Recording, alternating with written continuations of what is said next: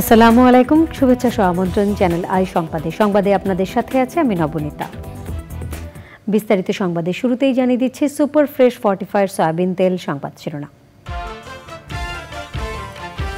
Fire সার্ভিসের টানা ২১ ঘন্টার প্রচেষ্টায় নারায়ণগঞ্জের রূপগঞ্জে গাজী টায়ার কারখানার আগুন নিয়ন্ত্রণে ১৪ জনকে উদ্ধার। কারাগারে পাঠানো হলো আটক ৩৭৫ আনসার সদস্যকে। আওয়ামী লীগ নেতা গোলাপ ৭ দিন ও সাংবাদিক শাকিল রূপা ৫ দিনের রিমান্ডে।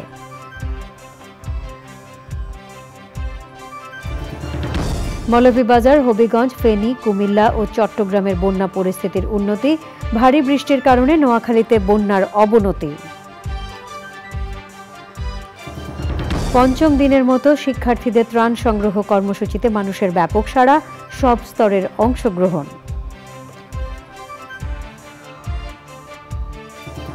এবং ৩ বারের চ্যাম্পিয়ন ভারতকে হারিয়ে সাফ অনূর্ধ্ব-২০ ফুটবলের ফাইনালে বাংলাদেশ।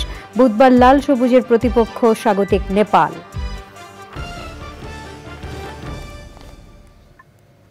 আমরা তৈরি করি বিশ্বমানের জার্মান প্রযুক্তির ভূমিকম্প সহনশীল থার্মেক্স রড, যা আপনার স্থাপনাকে নিরাপদ রাখে প্রজন্ম থেকে প্রজন্ম।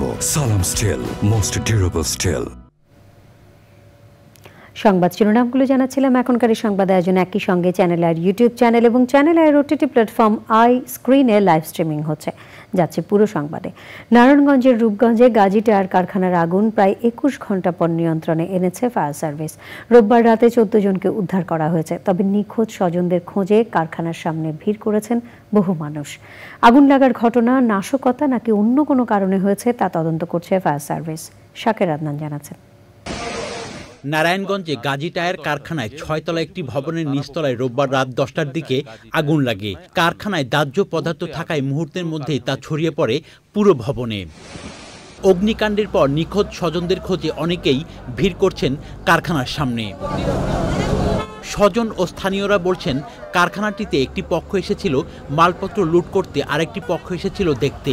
অন্যরা কারখানার শ্রমিক। হ্যাঁ, আমার চাচাতো বোনের ছেলে নিখোঁজ, 2-3 বছর ধরে কাজ করে। এটা হলো আগুন লাগানোর পরে মানুষ ভিতরে ঢুকছে, মানুষ বিভিন্ন চিন্তায় যারা আছে, কেউ প্রতিষ্ঠানকে বাঁচানোর জন্য বা কেউ লুট করার জন্য। কিছু মানুষ লুটপাট করার জন্য আইছিল। গাজী টায়ার কারখানায় ভবন ও টিনশেড সহ অন্তত 10টি স্থাপনা রয়েছে। এর মধ্যে গত 5ই আগস্ট কয়েকটিতে আগুন দিয়ে পুড়িয়ে দেয় দুর্বৃত্তরা।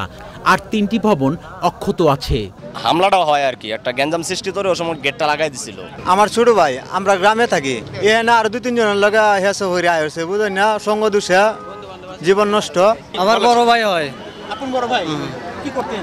এই চাকরি করতো।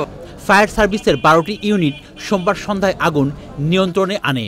টায়ার এবং টায়ারের কাঁচামাল, রাবার, প্লাস্টিক এই টাইপের দাহ্য পদার্থ ছিল, যার কারণে আগুনটা চতুর্দিকে এই ফ্যাক্টরির ছড়িয়ে পড়ে। অপ্রীতিকর পরিস্থিতি প্রতিহত করতে কাজ করছে আইন শৃঙ্খলা রক্ষাকারী বাহিনী। Shakir Adnan, channel I, Narayanganj. রাজধানীর সচিবালয় এলাকায় দাবি আদায়ের নামে আইন শৃঙ্খলার অবনতি চেষ্টার অভিযোগে দায়ের করা মামলায় ৩৭৫ জন আনসার সদস্যকে কারাগারে পাঠানোর নির্দেশ দিয়েছেন আদালত। আদাবর থানার হত্যা মামলায় আওয়ামী লীগের সাংগঠনিক সম্পাদক আব্দুস সোবহান গোলাপ এবং ৭১ টিভির সাবেক সাংবাদিক ফারজানা রূপা ও শাকিল আহমেদকে আবারও ৫ দিনের রিমান্ডে নেওয়া হয়েছে। এনামুল কবির রূপম জানাচ্ছেন।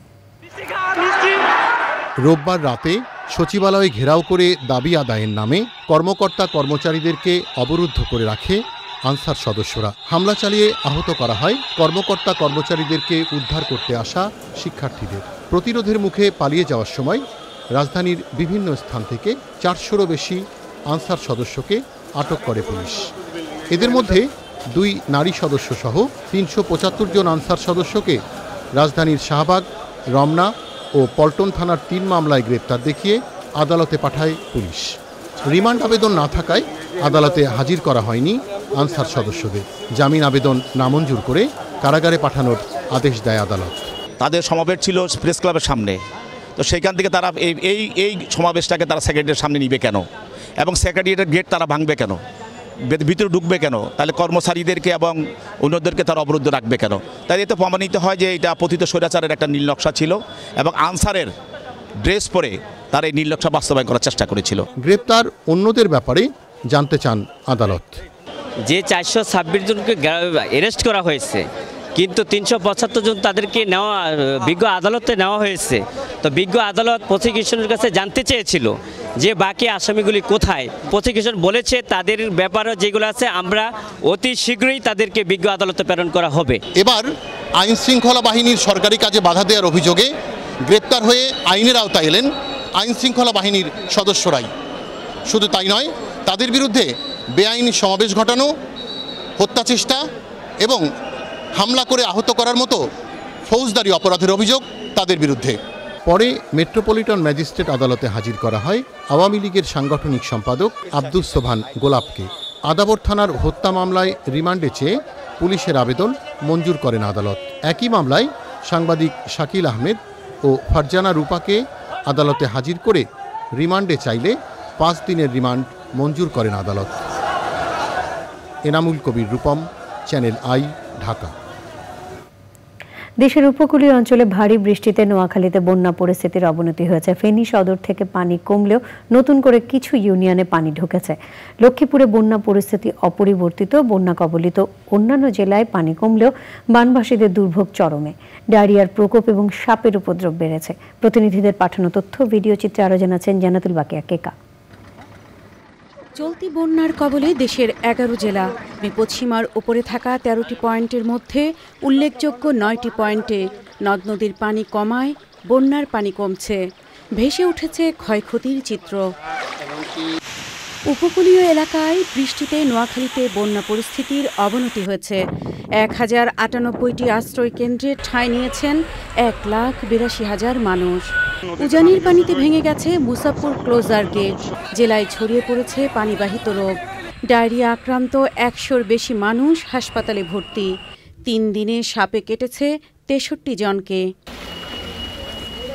ফেনীতে বন্যা পরিস্থিতির কিছুটা উন্নতি হয়েছে। সবচেয়ে ক্ষতিগ্রস্ত ফুলগাজী, পরশুরাম ও ছাগলনাইয়া থেকে পানি নেমেছে। তবে সোনাগাজী ও দাগনভূঞার পরিস্থিতি অপরিবর্তিত। জেলার 8 লাখ মানুষ পানিবন্দী।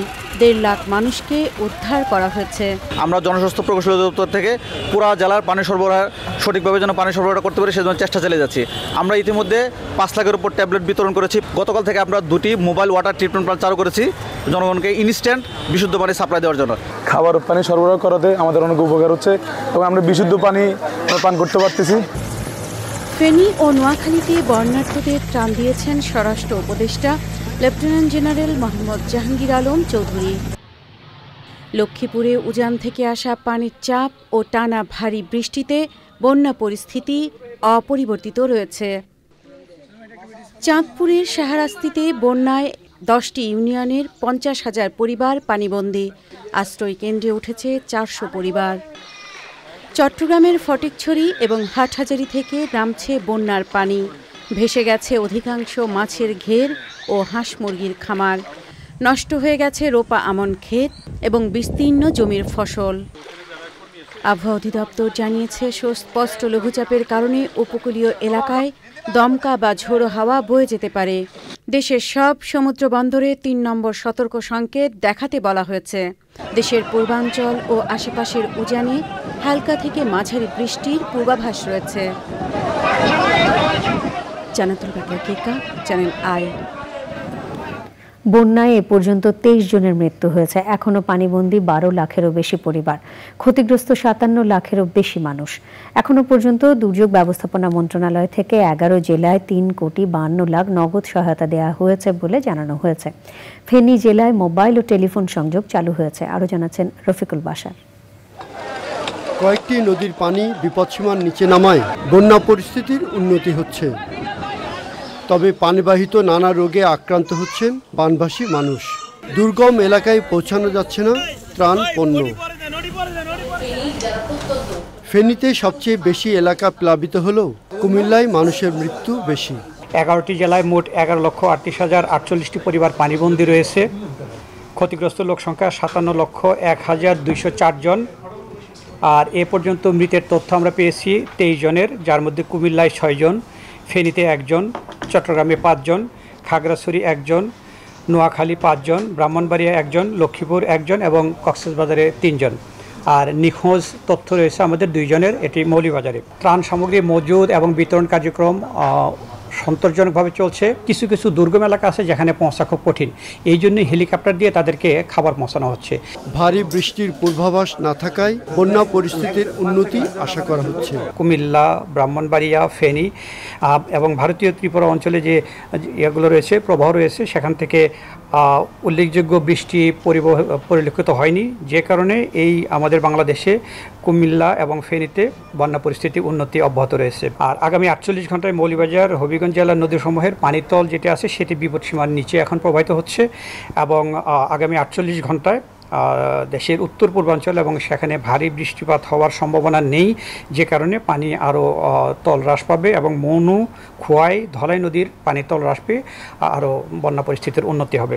বন্যায় ফসলের কি পরিমাণ ক্ষতি হয়েছে তা নিরূপণে আরও কয়েকদিন লাগবে। পানি পুরো নেমে গেলে সামগ্রিক পর্যালোচনা শেষে নতুন বীজ দেওয়া সহ সব রকমের সরকারি সহায়তা দেওয়া হবে বলে জানান দুর্যোগ সচিব।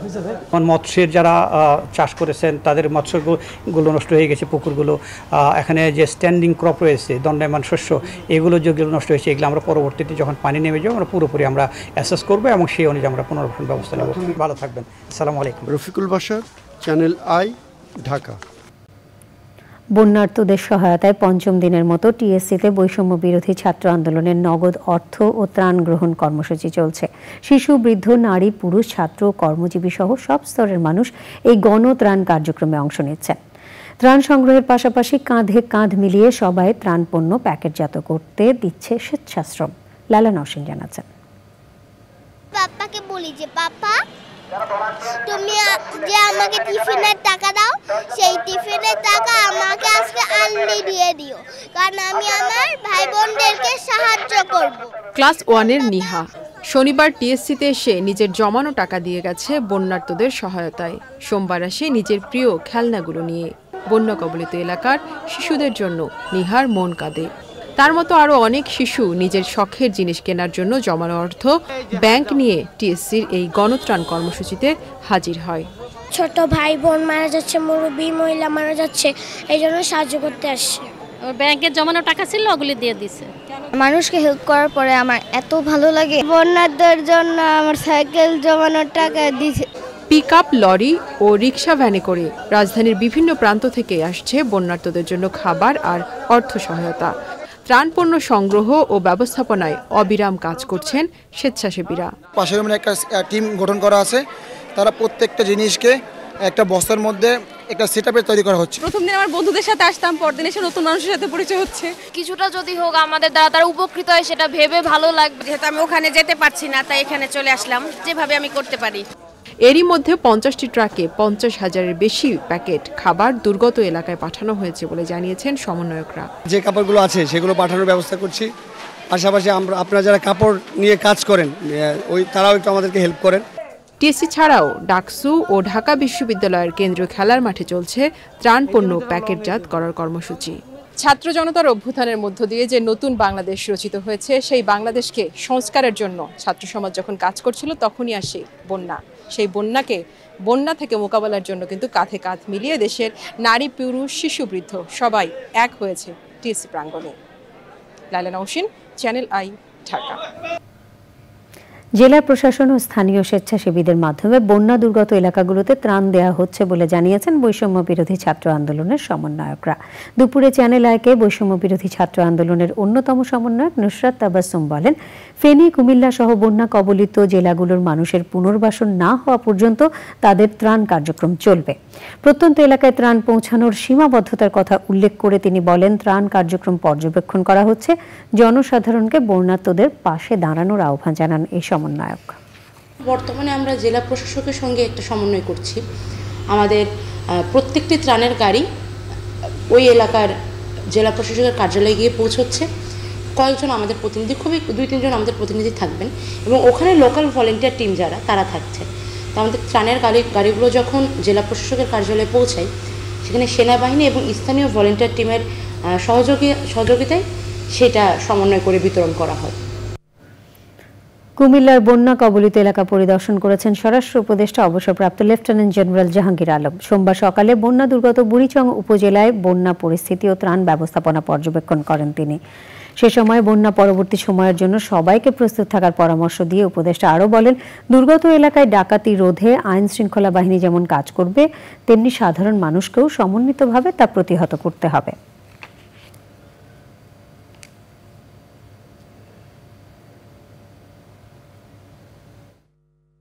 যেহেতু আমাদের কিন্তু প্রচুর ফসল নষ্ট হয়ে গেছে। আমাদের যে এখন হলো আমনের সিজন ছিল মনে হয়, এটা আমন ধান যেটা বোনা হয়েছে এই চারাগুলি কিন্তু সব নষ্ট হয়ে গেছে। এদের হয়তো আমাদের নতুন বীজ দিতে হতে পারে। এবং আমরা অন্যান্য জায়গায় অলরেডি ইনস্ট্রাকশন দিয়ে গেছি, যেহেতু এখানে তো বীজতলা করা সম্ভব হচ্ছে না। যে জায়গায় উঁচু জায়গা আছে ওই জায়গায় অলরেডি বীজতলা করা শুরু হয়ে গেছে। শ্রীকৃষ্ণের জন্মদিন জন্মাষ্টমী উপলক্ষে অন্তর্বর্তীকালীন সরকারের প্রধান উপদেষ্টা ডক্টর মোহাম্মদ ইউনূসের সঙ্গে শুভেচ্ছা বিনিময় করেছেন সনাতন ধর্মাবলম্বীদের একটি প্রতিনিধি দল। দুপুরে প্রধান উপদেষ্টার বাসভবন ও কার্যালয় হিসেবে ব্যবহৃত যমুনায় গিয়ে তারা শুভেচ্ছা বিনিময় করেন। সে সময় ডক্টর ইউনূস বলেন, বাংলাদেশ একটি বৃহৎ পরিবার, যেখানে প্রত্যেক নাগরিকের অধিকার রক্ষা করা সরকারের দায়িত্ব। অন্তর্বর্তী সরকার এমন এক বাংলাদেশ গড়তে চায় যেখানে সবাই ভয় ছাড়া নিজ নিজ ধর্ম পালন করতে পারবেন। নিজ নিজ জায়গা থেকে সবাইকে বন্যা কবলিত মানুষের পাশে দাঁড়ানোর আহ্বান জানান প্রধান উপদেষ্টা। প্রফেসর ইউনূসকে অভিনন্দন জানিয়ে তাঁর নেতৃত্বে বাংলাদেশ এগিয়ে যাবে বলে উল্লেখ করেন সনাতন ধর্মাবলম্বীরা। শুভ জন্মাষ্টমী উপলক্ষে রাজধানীতে র্যালি হয়েছে। র্যালিটি ঢাকেশ্বরী জাতীয় মন্দির থেকে শুরু হয়ে পুরান ঢাকার বাহাদুর শাহ পার্কে গিয়ে শেষ হয়। জন্মাষ্টমী উপলক্ষে তথ্য উপদেষ্টা মোহাম্মদ নাহিদ ইসলাম বলেছেন, গত 53 বছরে বাংলাদেশে বিভিন্ন সময় সাম্প্রদায়িক হামলা হয়েছে, যা ন্যাক্কারজনক। সৈয়দ অদিত জানাচ্ছেন। শ্রীকৃষ্ণের জন্মতিথি উদযাপনের অংশ হিসেবে সনাতন ধর্মাবলম্বীরা প্রতি বছরের মতো এবারও শোভাযাত্রা আয়োজন করে। তাদের বিশ্বাস, প্রায় 5,500 বছর আগে দাপর যুগে ভাদ্র মাসের শুক্লপক্ষের অষ্টম তিথিতে মথুরা নগরীতে অত্যাচারী রাজা কংসের কারাগারে বন্দী দেবকী ও বাসুদেবের কোলে জন্ম নিয়েছিলেন ভগবান শ্রীকৃষ্ণ। গত 53 বছরে বাংলাদেশে বিভিন্ন সময় ন্যাক্কারজনকভাবে সাম্প্রদায়িক হামলা হয়েছে বলেছেন তথ্য ও সম্প্রচার উপদেষ্টা। আমাদের আগের প্রজন্ম আমাদের একটি ব্যর্থ দেশ আমাদেরকে দিয়েছে, যেখানে স্বৈরতন্ত্র ফ্যাসিবাদ তৈরি হয়েছে, মানুষের সম্পদ লুট হয়েছে। আমরা সেই দেশকে নতুনভাবে গড়তে চাই এবং সেই নতুন বাংলাদেশে আমরা সকল জনগোষ্ঠীর সমান অধিকার এবং সমান মর্যাদা নিশ্চিত করতে চাই। রাজনৈতিক খুঁটি হিসেবে ব্যবহৃত না হতে সনাতন ধর্মাবলম্বীদের আহ্বান জানান আইন উপদেষ্টা। আপনি মাইনরিটি না, কেউ মেজরিটি না, সবাই বাংলাদেশের নাগরিক, সমান অধিকার, সমান অধিকার, এখানে কোনো রকম ছাড় নাই। আমাদের সংবিধানে ক্যাটাগরিক্যালি বলেছে, সংবিধান, যেই সংবিধান মুক্তিযুদ্ধ করে আসা আমাদের মুক্তিযুদ্ধের নায়করা করেছিলেন, সেখানে ক্যাটাগরিক্যালি বলা আছে ধর্মের ভিত্তিতে কোনো বৈষম্য হবে না, সরকারি চাকরির ক্ষেত্রে হবে না, কোনো ক্ষেত্রেই হবে না। ছাত্র আন্দোলনে যেসব মন্দির ক্ষতিগ্রস্ত হয়েছে সেগুলো দ্রুত সংস্কার করে দেওয়ার ঘোষণা দিয়েছেন ধর্ম উপদেষ্টা। আমাদেরকে যেন এই সুন্দর রাষ্ট্র গঠনে আমাদেরকে যেন বিচ্যুত না করে, আমাদেরকে যেন পথ হারিয়ে না দেয়, এই জন্য আমাদেরকে ঐক্যবদ্ধ থাকা দরকার। আপনাদের পাশে আমরা আছি, আগেও আমরা ছিলাম, এখনো আছি, আগামী দিনেও আমরা আপনাদের পাশে থাকব। র্যালিতে বাংলাদেশ পূজা উদযাপন পরিষদের সভাপতি বাসুদেব ধর, সাধারণ সম্পাদক সন্তোষ শর্মা সহ অন্যরা অংশ নেন। সৈয়দ অদিত, চ্যানেল আই, ঢাকা।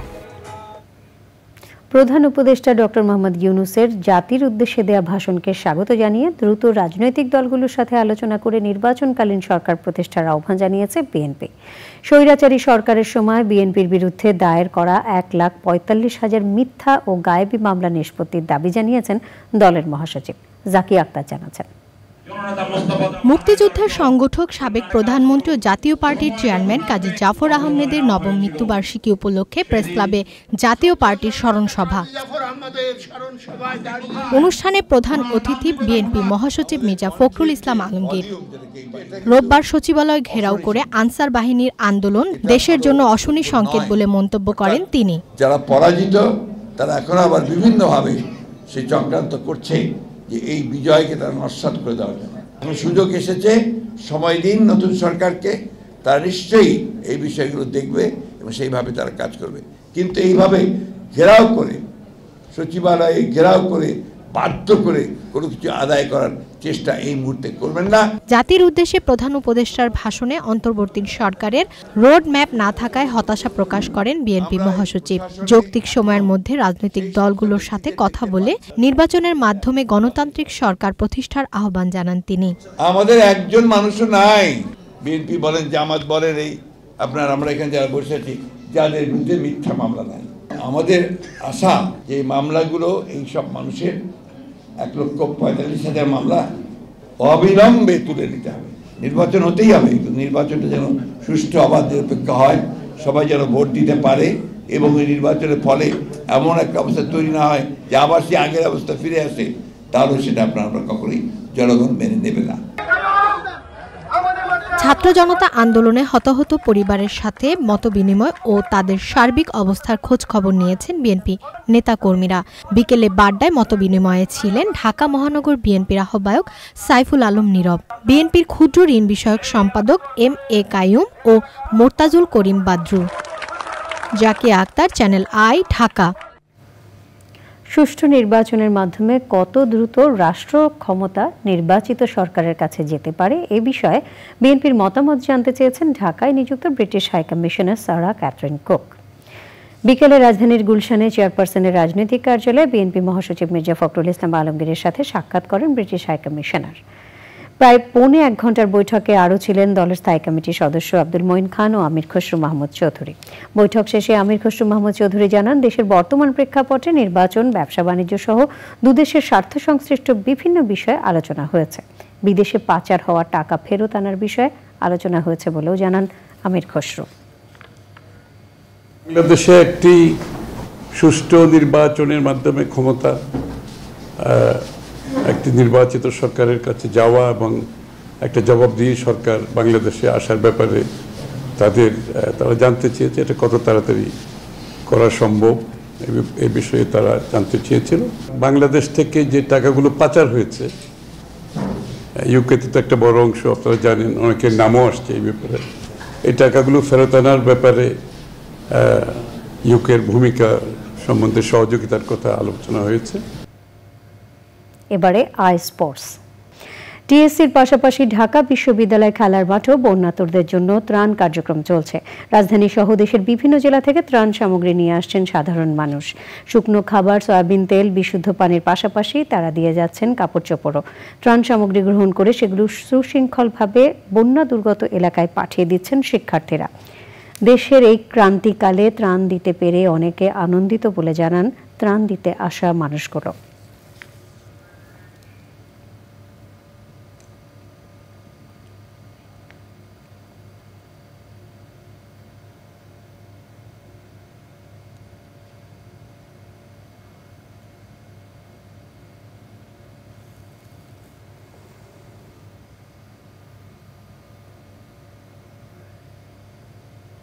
এরই সাথে সংবাদে নিয়ে নিচ্ছি খানিকক্ষণের বিরতি।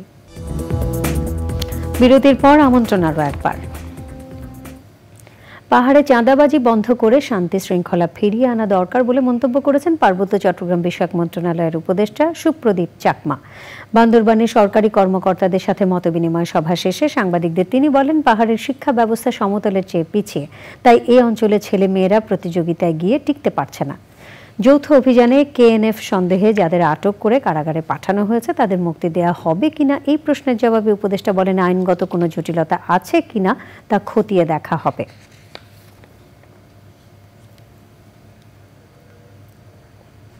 এই অঞ্চলে শান্তি শৃঙ্খলা বজায় রাখা, পুরো বাংলাদেশে শান্তি শৃঙ্খলা বজায় রাখা খুবই জরুরি, যেটা নিয়ে আমরা সবাই কাজ করতেছি, ভবিষ্যতে করা হবে।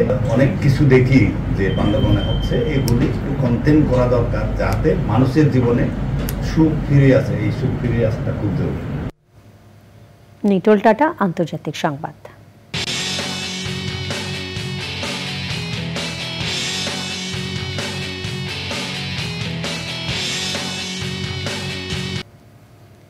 পাকিস্তানের বেলুচিস্তানে বিচ্ছিন্নতাবাদীদের হামলায় নিহতের সংখ্যা বেড়ে ৩৯ জনে দাঁড়িয়েছে। পুলিশ স্টেশন, রেলপথ ও গাড়িতে আলাদা আলাদা হামলায় এসব প্রাণহানি ঘটে। মহাসড়ক অবরোধ করে কয়েকটি বাস, ট্রাক ও গাড়ি থেকে যাত্রী নামিয়ে পরিচয় যাচাইয়ের পর ২৩ জনকে গুলি করে হত্যা করা হয়। মুসাখাইল জেলায় রোববার রাতভর এসব হত্যাকাণ্ড চালানো হয়েছে। নিহত বাস যাত্রীর সবাই পাঞ্জাবের বাসিন্দা।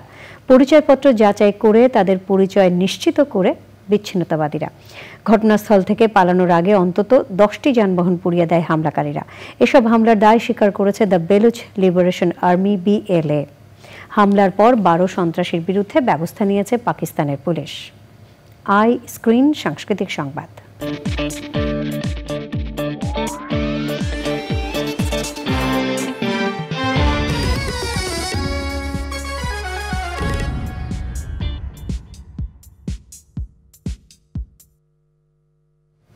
বিনোদনের স্মার্ট দুনিয়া OTT প্ল্যাটফর্ম আই স্ক্রিনে প্রদর্শিত হচ্ছে নাটক সে সময় তুমি আমি।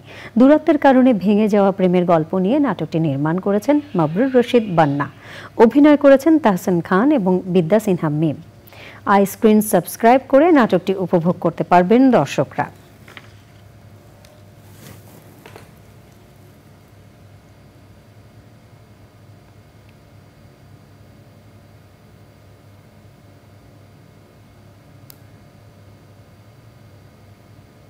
এবারে কৃষি সংবাদ।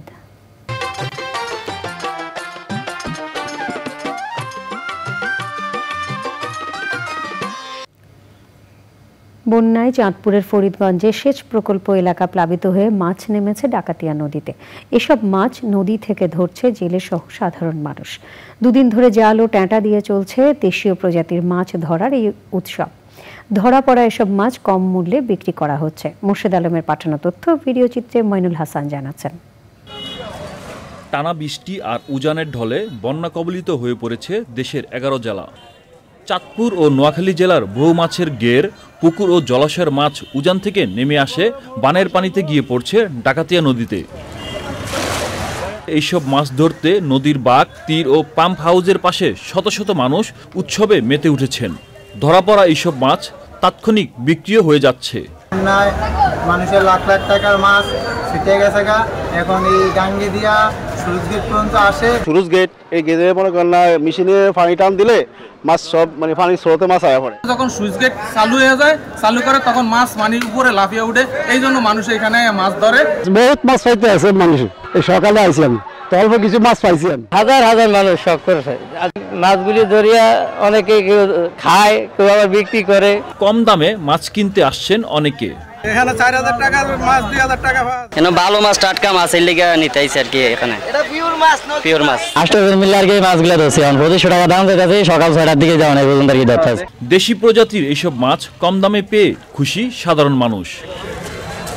Moinul Hasan, channel i. এবারে প্রকৃতি সংবাদ।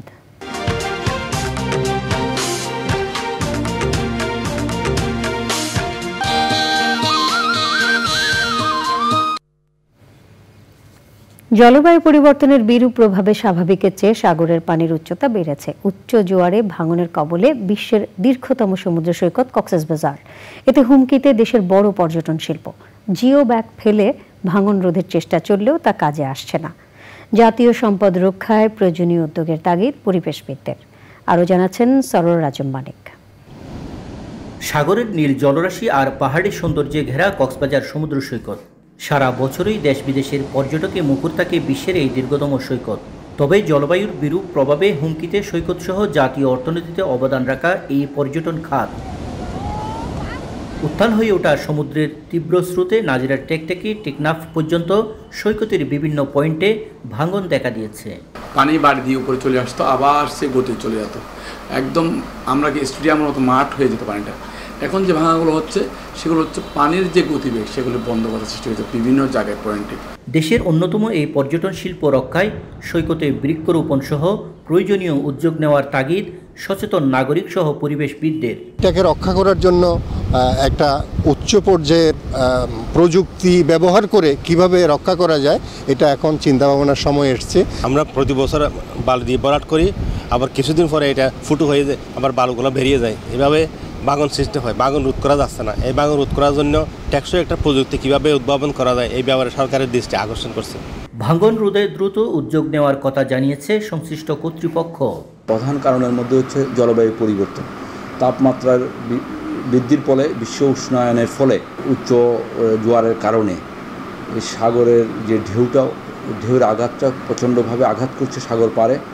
অতীতেও এরকম ভাঙন ছিল যেটা আরও বড় হয়ে গেছিলো, সেক্ষেত্রে জিও টিউব দিয়ে বেশ ভালো সুফল পাওয়া গেছে। দেখা গেছে যে কিছু বালিও জমা হয়েছে এবং পরিস্থিতির ক্রমে উন্নতি হচ্ছিল, কিন্তু এই গত ৩-৪ দিন আগে একটা জলোচ্ছ্বাসে টিউবগুলো একটু ক্ষতিগ্রস্ত হয়েছে। আমরা নতুন করে টিউব দেওয়ার ব্যবস্থা করছি। পরিবেশ প্রতিবেশ রক্ষার পাশাপাশি অর্থনীতির চাকা সচল রাখতে পর্যটন খাত রক্ষণাবেক্ষণের আহ্বান সবার। প্রতি বছর বর্ষা মৌসুমে ভাঙনের কবলে পড়ে কক্সবাজার সমুদ্র সৈকত সহ সৈকতের নানা পয়েন্ট। তাই এ ব্যাপারে গবেষণার মাধ্যমে প্রাকৃতিক উপায়ে ব্যবস্থা গ্রহণের উপর গুরুত্ব দিয়েছেন পরিবেশবিদরা। কক্সবাজার সমুদ্র সৈকতের লাবণী পয়েন্ট থেকে সরোয়ার আজম মানিক, চ্যানেল আই। সংবাদের সময় হলো আবারও বিরতির। আর বিরতির পর যখন ফিরছি তখন থাকছে রাজধানীর প্রধান সড়কে ব্যাটারি চালিত রিকশা বন্ধের দাবিতে প্যাডেল রিকশা চালকদের বিক্ষোভ, 31শে আগস্ট পর্যন্ত আলটিমেটাম।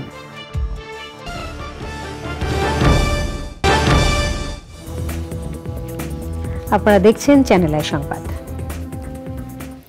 রাজধানীর প্রধান সড়কগুলোয় ব্যাটারি রিকশা বন্ধে 31শে আগস্ট পর্যন্ত সময় বেঁধে দিয়েছেন প্যাডেল রিকশা চালকরা। সকালে পায়ে চালিত রিকশা নিয়ে শত শত চালক শাহবাগ মোড় অবরোধ করেন। দাবি আদায় না হলে বৃহত্তর আন্দোলনের ঘোষণা দেন তারা। আরও জানাচ্ছেন শহীদুল্লাহ রাজু। ব্যাটারি চালিত রিকশাকে বৈষম্যমূলক উল্লেখ করে তা নিষিদ্ধ করা সহ বিভিন্ন দাবিতে শাহবাগ মোড় অবরোধ করেন প্যাডেল চালিত রিকশা চালকরা। সকাল 10:30টার দিকে রাজধানী শাহবাগ মোড়ে অবস্থান নিয়ে বিক্ষোভ শুরু করেন তারা। প্রায় 1.5 ঘন্টার অবরোধে আশপাশের রাস্তায় যান চলাচল বন্ধ হয়ে যায়। বৃহত্তর ঢাকা সিটি কর্পোরেশন রিকশা মালিক ঐক্যজোটের ব্যানারে অবরোধ কর্মসূচি থেকে 7 দফা দাবি জানান বিক্ষোভকারীরা। মেন রাস্তায় অটো রিক্সা সব চলে, আমাদের গাড়ি থেকে উঠতে চায় না। আমরা সারাদিনে ভাত গাড়ির টাকা ইনকাম করতে পারি না, সংসার চালাবো কিভাবে? এক দাবি অটো বন্ধ করতে হবে, কোনো দাবি নাই, কোনো দাবি নাই না। অটো মানে ওই খালি যে প্রতিবন্ধী মানে চিহ্নিত, মানে যার পাও নাই, একেবারেই নাই, যার হাত নাই, যেমন ধরেন কোমর ধরে গেছে, এরকম আছে না, যারা মানে চলতে পারে না, এরকম লোকের মানে দেওয়া হোক। রিক্সা চালকদের স্বাস্থ্যসেবা, ছেলে মেয়েদের লেখাপড়া, বাসস্থানের ব্যবস্থা করতে হবে। দাবি আদায় না হওয়া পর্যন্ত আন্দোলন চালিয়ে যাওয়ার ঘোষণা দেন তারা। অটো রিক্সা কিভাবে চলবে, কোথায় কোথায় যাবে, দেশের কোন কোন অঞ্চলে যাবে, অন্তর্বর্তী এটাকে কি আপনারা বন্ধ করবেন নাকি কোথায় কোথায় কিভাবে নেবেন, সেটা অন্তর্বর্তী সরকারকে বলতে চাই। আমার রিক্সা শ্রমিক সংগঠনের নেতৃবৃন্দের সাথে বৈঠক করেন, তাদের সঙ্গে আলোচনা করেন, তাদের সাথে কথা বলেন। চলতি মাসের 31 তারিখের মধ্যে যদি ঢাকা মহানগর থেকে, ঢাকা রাজধানী থেকে এই ব্যাটারি চালিত রিক্সা উচ্ছেদ না করেন, সরিয়ে না দেন, সরিয়ে না নেন, তাহলে কোনো অপ্রীতিকর পরিস্থিতির উদ্ভব হলে সেটা আপনাদের দায়িত্ব গ্রহণে সচেষ্ট থাকবেন। রিক্সা পেশাজীবীদের স্বার্থে ঢাকা উত্তর ও দক্ষিণ সিটি কর্পোরেশন থেকে চালক লাইসেন্স দেওয়ারও দাবি জানান তারা। Shahidullah Raju, channel i, Dhaka. বিএনপির ভারপ্রাপ্ত চেয়ারম্যান তারেক রহমানের নির্দেশে মিরেশ্বরাই উপজেলা বন্যা কবলিতদের মাঝে ত্রাণ বিতরণ করা হয়েছে। উপজেলা বিএনপির আহ্বায়ক সাইদুল ইসলাম প্রায় 15,000 বন্যা কবলিত পানিবন্দী মানুষকে রান্না করা খাবার বিতরণ করেন। এ সময় উপস্থিত ছিলেন মিরেশ্বরাই উপজেলা নির্বাহী অফিসার মাহফুজা জরিন সহ জেলা উপজেলা বিএনপি ও অঙ্গ সংগঠনের নেতারা। কুমিল্লার বুড়িচং উপজেলার ইছাপুরে 5 শতাধিক পানিবন্দী পরিবারকে খাদ্য সামগ্রী দিয়েছেন বসুন্ধরা আবাসিক এলাকায় বসবাসরত সাধারণ শিক্ষার্থীরা। রোববার দিনভর বাড়ি বাড়ি গিয়ে বন্যা দুর্গতদের মাঝে এসব খাদ্য সামগ্রী দেওয়া হয়। বসুন্ধরা গ্রুপকে পাশে পেয়ে উচ্ছ্বাস ও কৃতজ্ঞতা জানিয়েছেন বন্যা দুর্গতরা। বসুন্ধরা আবাসিক এলাকায় বসবাসরত সাধারণ শিক্ষার্থীরা জানান, তাদের ডাকে সাড়া দিয়ে বন্যার্তদের পাশে দাঁড়ানোর চেষ্টা করছে বসুন্ধরা গ্রুপ। দেশের পূর্বাঞ্চল জুড়ে হঠাৎ বন্যা শুরুর পর থেকেই ত্রাণ কার্যক্রম শুরু করে বসুন্ধরা গ্রুপ।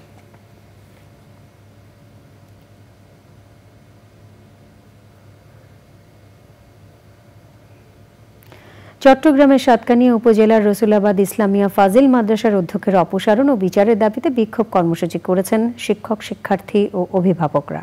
মাদ্রাসা প্রাঙ্গণে আয়োজিত কর্মসূচি থেকে অধ্যক্ষের দুর্নীতি, অনিয়ম এবং পরীক্ষার প্রশ্ন জালিয়াতি সহ বিভিন্ন অভিযোগ তুলে ধরা হয়।